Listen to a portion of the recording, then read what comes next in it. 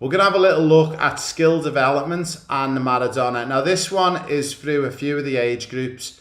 We've got this in the 6 to 8. We've also got it in the 8 to 10s, 10s to 12s, and I think the 12 to 14s. There is a short video to watch on here. It does go for about 4 to 5 minutes. So enjoy the video, make some notes for me, and I will finish off with a small whiteboard session to walk you through the different things that you need to consider. And again, this is aimed for players who just want to learn a bit more, for volunteer coaches, parent coaches, and even paid coaches.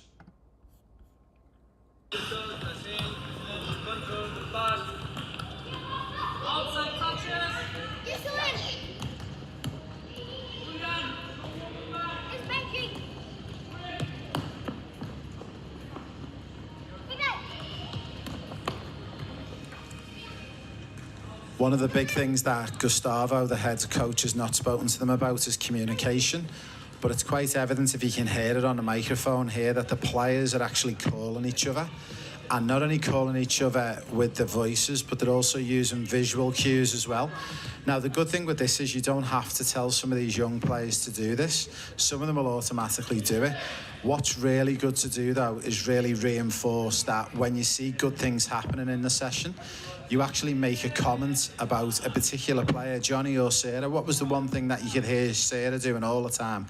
And then one of the players could say, oh, she's calling all the time. And then you could say, is that a good thing? And then hopefully the players give you that right feedback and go, yeah, because communication's great. It's an important part of football.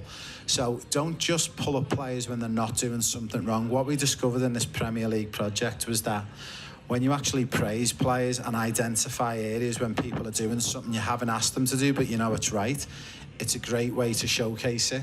And this way, what you'll find is the other players will start to do it, because even though this group are effectively like one big group of players working together, the competitiveness starts to come in, and players all of a sudden start to want to beat each other and get better because they want to impress the coaches, they want to impress whoever's watching them. So just keep an eye over the next couple of minutes. We'll let the tape roll on again a little bit longer, and just notice the changes, what Gustavo's done and the touches he's looking for.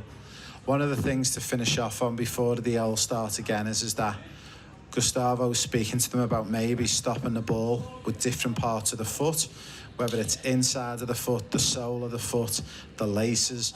We really want to encourage players to have the confidence to use as many parts of the feet as possible.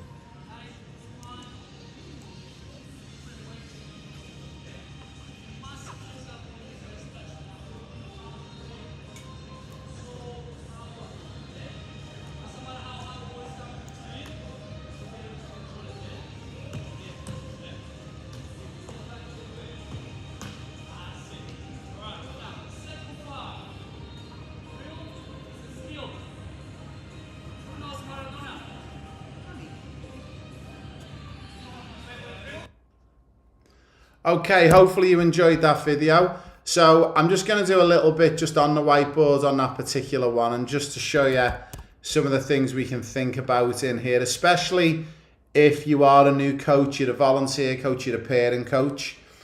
You heard me talking about communication is important. We don't just want to pick up stuff with players when they do stuff wrong. We want them to think about doing things as well when they do things really well. And just getting in, telling them a positive bit of feedback, and then getting them going again. Also, one of the big things that we spoke about in there was also the visual communication, and we're seeing lots of visual communication going on. Also, the way the players were set up, let's imagine the players are starting in this little gate here. They've got a ball and we've got the player, and they're going in this direction.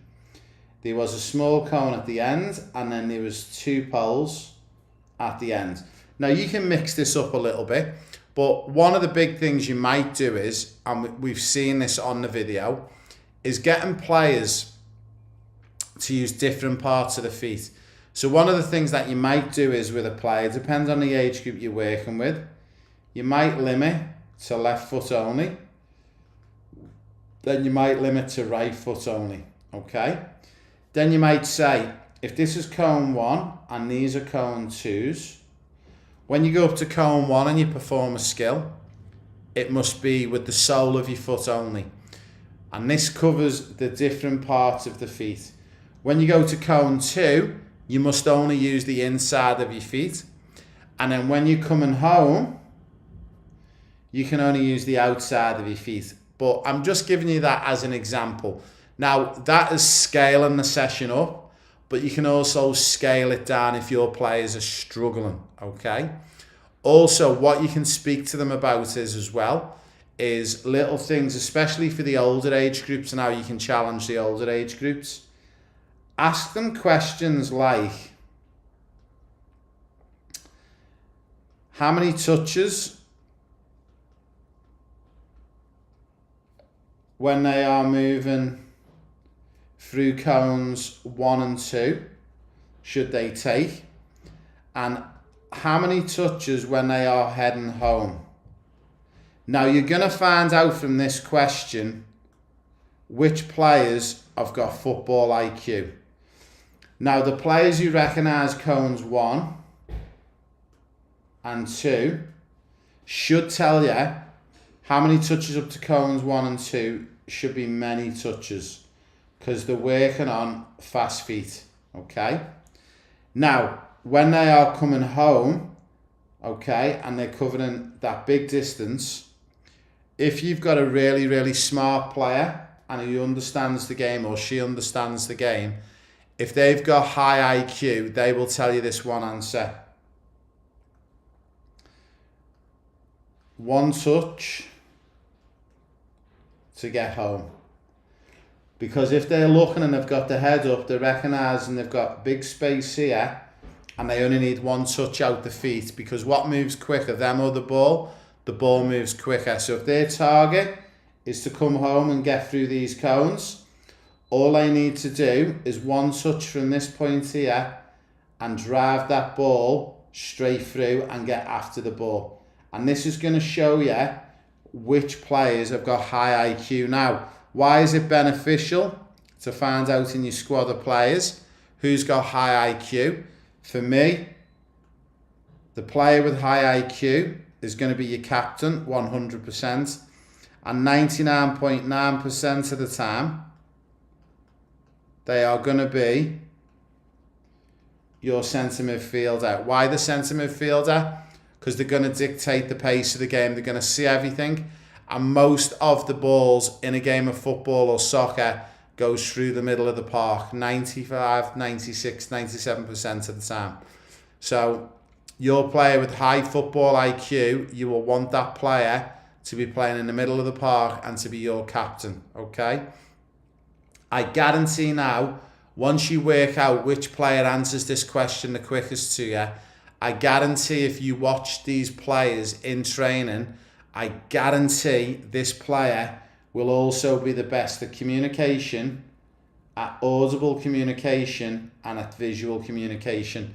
And it's uncanny how the players with the better football IQ have got all of this in the game, okay? So hopefully that's a great one for you to finish off on, and a little one around the skill development and the Maradona session. But again, the actual teaching of the skill of the Maradona and getting around the cones, again, if you can't do that yourself as a coach, who can you ask to help you with it? It's quite simple. Again, you pick out your player who you know is comfortable at delivering that particular skill. And again, 99% of the time, it will be that particular player who's got high football IQ and is normally your captain or your vice captain. So